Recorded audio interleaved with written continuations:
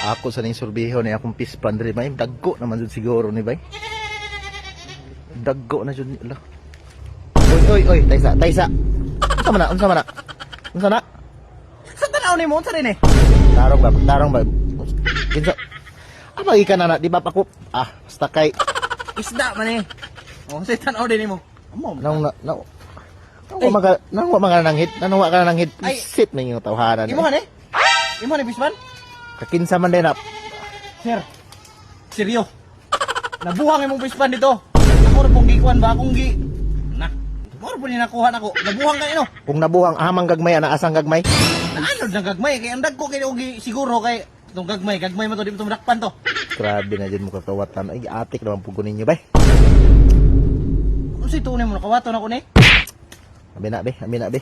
Iuli nga Amin na, be. Ay, magpagkawaw ha. Ay, mapagpakawa ha. Isip na yung mga bataan mo, eh.